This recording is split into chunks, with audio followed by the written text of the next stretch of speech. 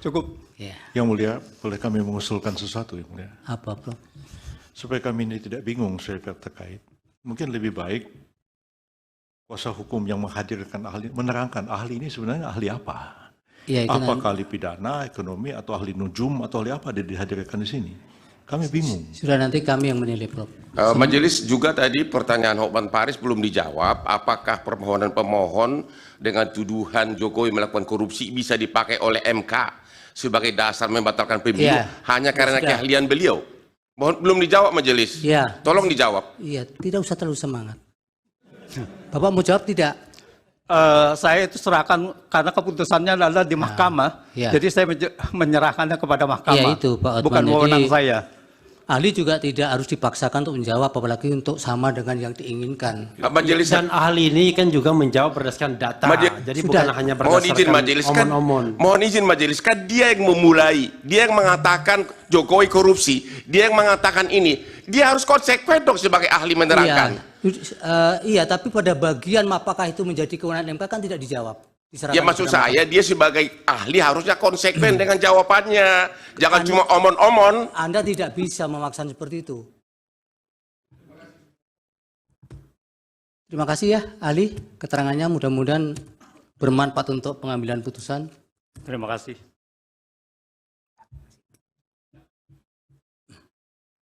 Ahli berikutnya, Pak Heru yang mana? Profesor Johermansyah Johan yang mulia. Yang belum disumpah ya? Iya, yang mulia. Silakan dipanggil sekaligus untuk pengucapan sumpah.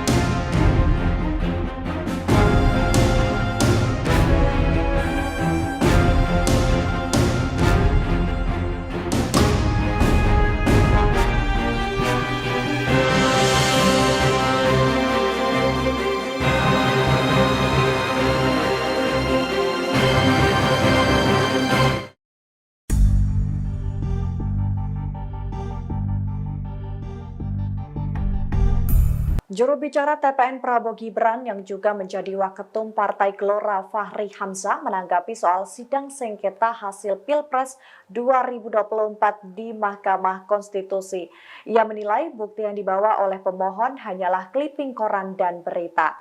Pernyataan itu disampaikan oleh Fahri Hamzah melalui unggahan di platform X pribadinya @fahrihamzah. Ia lantas mempertanyakan keadaan yang sedang terjadi hari ini di Mahkamah Konstitusi. Fahri mempersoalkan alat bukti yang dibawa dalam sidang MK. Menurutnya, kliping berita itu tidak bisa dijadikan sebagai barang bukti yang kuat di MK. Sebagaimana diketahui pada hari ini, Senin 1 April 2024, sidang sengketa hasil Pilpres digelar di Gedung Mahkamah Konstitusi Jakarta Pusat. Sidang ini dipimpin oleh Ketua MK Suhartoyo. Adapun dalam hal ini, Kubu Amin menghadirkan 7 ahli dan 12 saksi. Terima kasih, Majelis. Dari pihak terkait, silakan. Saudara Hotman yang akan tanya. Silakan Pak Hotman. Saudara ahli, dalam praktek sampai Mahkamah Agung, agar audit dari ahli digital forensik memenuhi syarat, diperlukan berbagai persyaratan. Salah satu contoh kasus terbesar akhir-akhir ini adalah kasus narkoba Jenderal Teddy Minahasa, di mana saya sebagai salah satu kuasa hukumnya. Pada waktu itu ada 2 ahli digital forensik. Salah satu pertanyaan pertama adalah, apakah saudara ahli punya sertifikat internasional sebagai ahli digital forensik? Itu pertanyaan pertama. Karena di pengadilan umum itu kalau Anda tidak punya, Anda tidak diakui. Yang kedua, salah satu syarat mutlak agar digital forensik sah adalah account tersebut, aplikasi tersebut harus dikasih secara utuh kepada ahli, kemudian diaudit kemudian ada istilahnya itu di-celebrate, isinya semua dibongkar. Itu mirip dengan audit kantor akuntan. Tidak mungkin kantor akuntan melakukan mengeluarkan neraca rugi laba tanpa diaudit semua dokumen dari perusahaan. Pertanyaan saya, apakah Anda pernah melakukan audit digital forensik di mana KPU, ya ini harus KPU menyerahkan kepada saudara si rekap tersebut untuk Anda audit? Pernah nggak dikasih?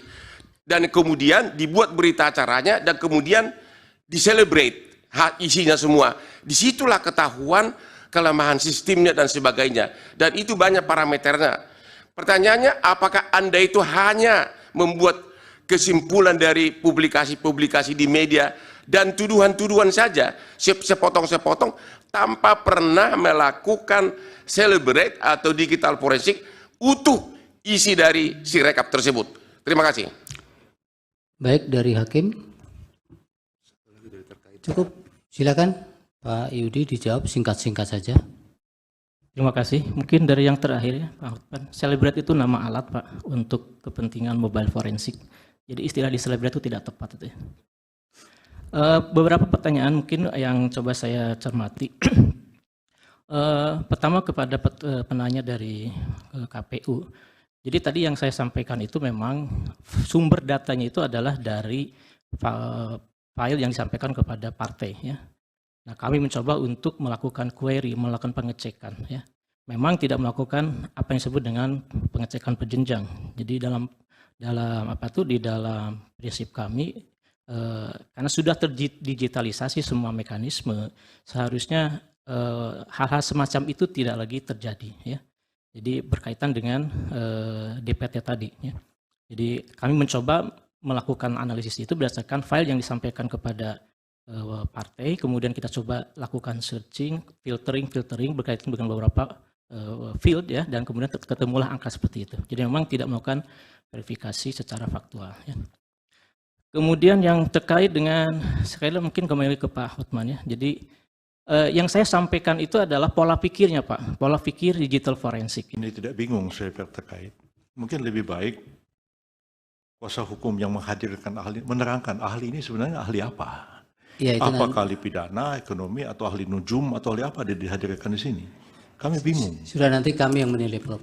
Majelis juga tadi pertanyaan Hotman Paris belum dijawab. Apakah permohonan pemohon dengan tuduhan Jokowi melakukan korupsi bisa dipakai oleh MK sebagai dasar membatalkan pemilu hanya karena keahlian beliau? Belum dijawab Majelis. Ya. Tolong dijawab. Iya, tidak usah terlalu semangat. Bapak mau jawab tidak? Saya itu serahkan karena keputusannya adalah di mahkamah, jadi saya menyerahkannya kepada mahkamah. Iya itu Pak Hotman. Bukan wewenang saya. Ahli juga tidak harus dipaksakan untuk menjawab, apalagi untuk sama dengan yang diinginkan. Majelis Dan ahli ini kan juga menjawab berdasarkan data.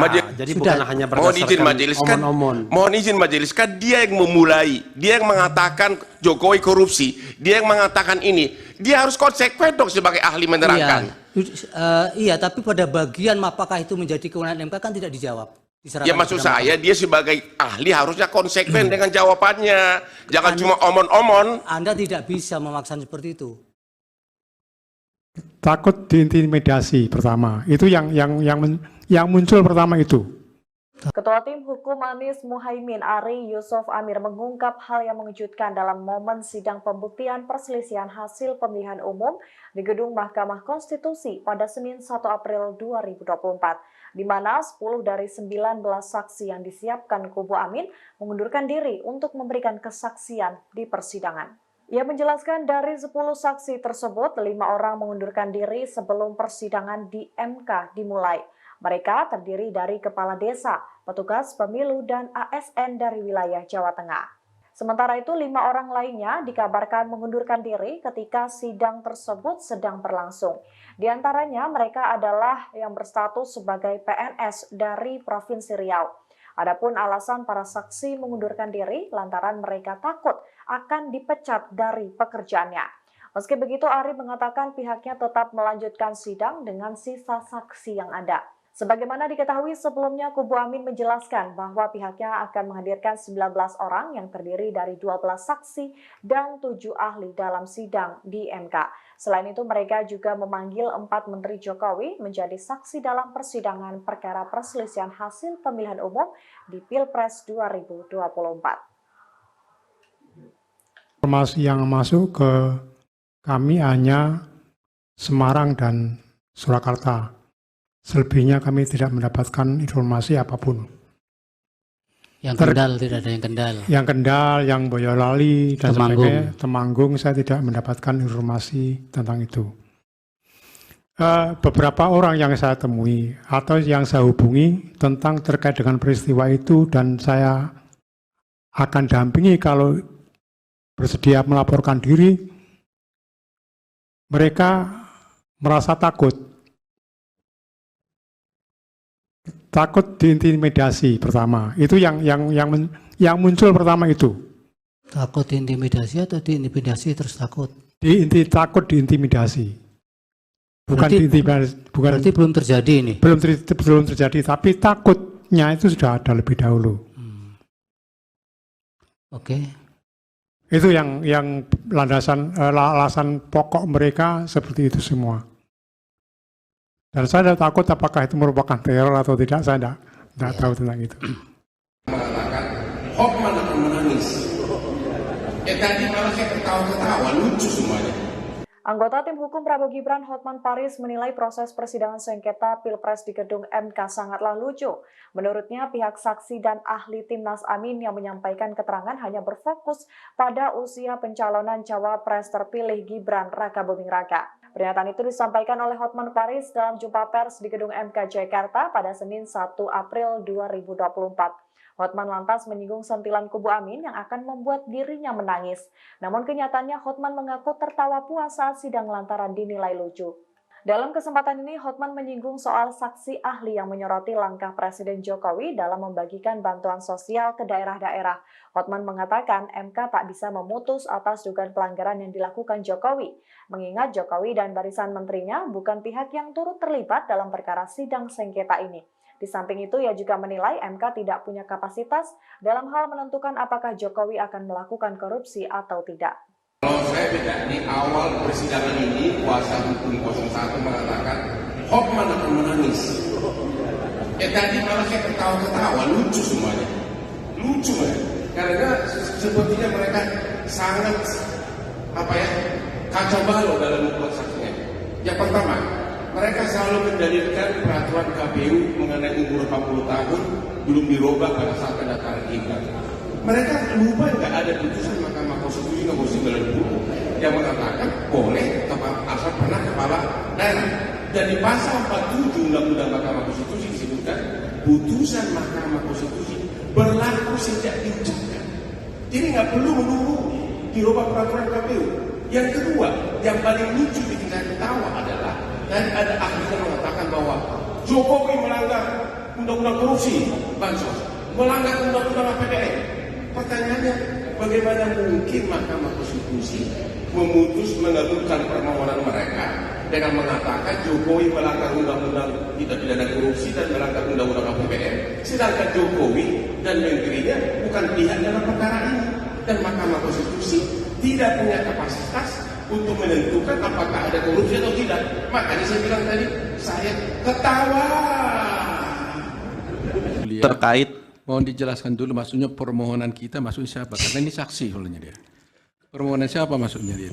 Itu berkaitan dengan pertanyaan Pak Hotman tadi, kan sebenarnya siapa orang yang bisa tahu bahwa kemudian pada akhirnya perolehan partai dengan perolehan suara presiden itu berbeda. Sebenarnya juga tidak terlalu Anda untuk memaksakan untuk menjawab sebenarnya itu kan.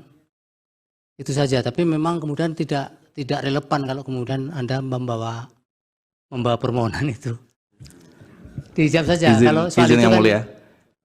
Sedikit juga menambahkan bahwa dalam bab 4 tersebut dijelaskan tentang lumpuhnya independensi. Jadi kita juga membahas terkait lemahnya pengawasan. ya, itu kan kesimpulan. Bapak tidak boleh kesimpulan. Ya.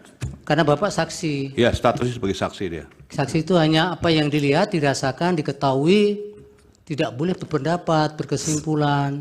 Baik yang mulia, jadi untuk menjawab terkait laporan yang kami masukkan, setiap ada dugaan pelanggaran pemilu, kami laporkan yang mulia. Iya. Tadi masuk ke dalam daftar alat bukti yang saya sebutkan sebelumnya. Terima kasih yang mulia. Baik, Pak Anies. Terima kasih, Majelis. Siap lagi, Pak. Oke, bisa saya jelaskan, Pak. Kalau itu kita masalahnya ada dua surat suara yang bukan berasal dari TPS 41. Itu masalahnya. Ya, kenapa? Karena dua surat suara ini ditemukan dalam dalam kotak suara presiden tanpa identitas TPS 41. Itu masalahnya, Pak. Baik. Terima kasih atas penjelasannya. Oke, terus saya ingin bertanya ke saksi Ahmad Husseiri. Ini sangat menarik, Majelis Hakim yang mulia, karena dari tadi dikatakan dari kesaksian beberapa saksi yang awal, ada intimidasi. Saya ingin menanyakan kepada saksi Ahmad Husseiri dari Sampang. Dikatakan ada oknum polisi yang mengatakan kalau pingin aman, 02 harus menang. Tadi Majelis Hakim menanyakan oknum polisi itu siapa? Tapi yang bersangkutan merahasiakan. Ini kan namanya sidang di MK. Semua terbuka dan dibuka untuk umum. Kita supaya jangan timbul fitnah, kita harus mengungkap siapa itu sehingga bisa ditindaklanjuti oleh aparat yang berwenang. Ini permasalahannya. Kalau kita membungkus, kita mencari kebenaran di sini. Selalu digaungkan oleh kuasa hukum paslon 01 adalah kebenaran, kejujuran, keadilan. Tapi kalau dibungkus, mana bisa terbukti kebenaran dan kejujuran itu? Itu pertama. Akhirnya menimbulkan fitnah. Yang pertama Majelis ini Hakim, pertanyaannya Majelis Hakim. Iya, saya mau tanya. Ini mengintimidasi saksi. Ini. Saya bukan mengintimidasi saksi. Jelas sangat mengintimidasi saksi. Sebentar, sudah. Tadi memang pertanyaan itu didalami oleh hakim, tapi yang bersangkutan tidak mau menjawab karena berkaitan dengan keamanan, keselamatan beliau. Nah, oleh karena itu hakim tadi juga melanjutkan dengan bahwa kalau begitu nanti kesaksian Bapak tidak bulat. Bapak perhatikan tidak tadi? Betul, saya itu satu kesatuan yang akan dinilai oleh hakim. Betul, Hakim yang Bapak mulia. kan mau bertanya, tanya yang lain. Baik, saya akan tanya itu yang lain. selesai. Baik, saya ingin tanya yang lain. Apakah saudara saksi melihat langsung bahwa kertas atau surat suara yang dibawa ke dalam kamar itu dicoblos? Dan coblos nomor berapa? Saya kira itu. Siap, terima kasih. Saya melihat langsung dan saya memutu langsung di dalam kamar itu. Sebelum dibawa ke kamar, 3 orang itu dikerahkan tadi penjelasan saya oleh Bawaslu tidak. Bawaslu tidak. Tidak mengajukan saksi dan ahli. Tidak. Baik, kalau begitu nanti seandainya pun akan mengajukan, tidak tertutup kemungkinan bisa berubah pikiran kan. Nanti jadwalnya akan kami gabung dengan pemeriksaan saksi dan ahlinya KPU. Kalau tidak, kalau on schedule mungkin di Rabu ya. Terima kasih Yang Mulia. Rabu, lusa. Kemudian untuk pihak terkait, kalau bisa dimungkinkan nanti 1 hari untuk pihak terkait. Jadi Kamis untuk pihak terkait.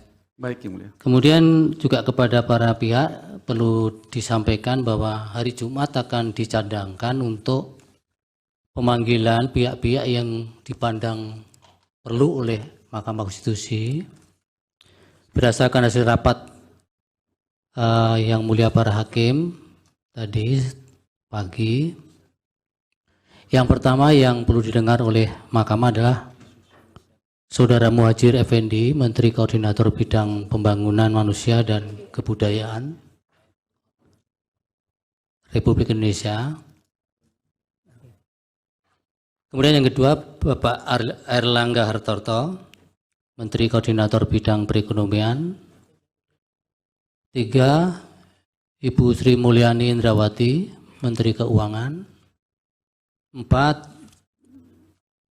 Ibu Tri Risma Harini, Menteri Sosial. Dan 5 dari Dewan Kehormatan Penyelenggara Pemilu.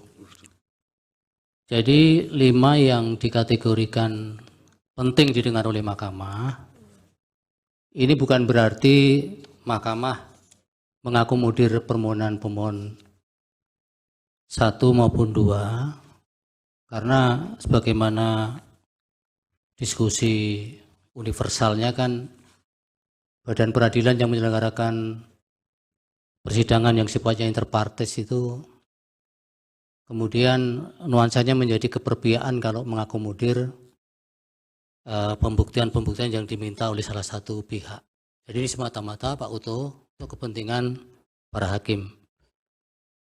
Jadi dengan bahasa sederhana, permohonan para pemohon itu sesungguhnya kami tolak, tapi kami mengambil sikap tersendiri karena jabatan hakim memilih pihak-pihak ini dipandang penting untuk didengar di persidangan yang nanti mudah-mudahan bisa didengar di hari Jumat tanggal 5 April 2024. Kemudian catatan berikutnya adalah karena ini keterangan yang diminta oleh untuk Bawaslu untuk melengkapi keterangan kemarin pada hari Kamis. Terima kasih Pak Ketua. Baik, terima kasih Prof. Izin yang mulia. Sebentar, masih dari hakim dulu. Sebelumnya ya.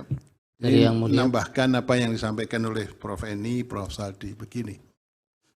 Saya kebetulan hakim konstitusi yang sudah 3 kali menangani Pilpres. Jadi saya mempunyai banyak pengalaman untuk penanganan Pilpres. Saya melihat Bawaslu dalam posisi yang pasif. Dalam posisi yang pasif, Mahkamah bisa memandang persoalan-persoalan yang muncul pada tahap-tahap sebelumnya itu tidak bisa clear sebagaimana yang disampaikan oleh Prof. Saldi.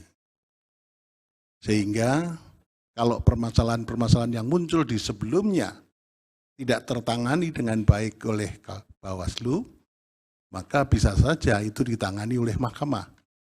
Nah, oleh karena itu, maka penjelasan Mahkamah dari Bawaslu mengenai persoalan-persoalan apa saja yang sudah muncul, itu sangat penting untuk diketahui. Karena kalau tidak diketahui, nanti Mahkamah yang akan menelisik dan akan memutus gitu. Nah, ini kan bisa merugikan para pihak. Oleh karena itu, saya mohon Bawaslu betul-betul bisa menjelaskan secara detail seluruh persoalan-persoalan, apalagi ditambah dengan konferensi pers yang di launching itu. Nah, kalau tidak, berarti kita bisa melihat, oh ini belum diselesaikan oleh Bawaslu. Nah, kalau belum diselesaikan oleh Bawaslu, maka Mahkamah harus menyelesaikan supaya kepastian hukum dan keadilan dalam penyelenggaraan pemilu bisa tercapai. Sehingga keadilan itu berlaku untuk para pihak. Jadi saya mohon Bawaslu jangan diam saja dan pasif. Apa yang sudah harus betul-betul direaksi. Itu yang harus saya sampaikan untuk menambahkan dari Prof. Saldi dan Prof. Eni. Terima kasih Pak Ketua, saya kembalikan. Baik. Cukup. Yang mulia. Yang mulia ada satu hal. Melalui Yang Mulia kami meminta untuk download Tribun X sekarang, menghadirkan lokal menjadi Indonesia.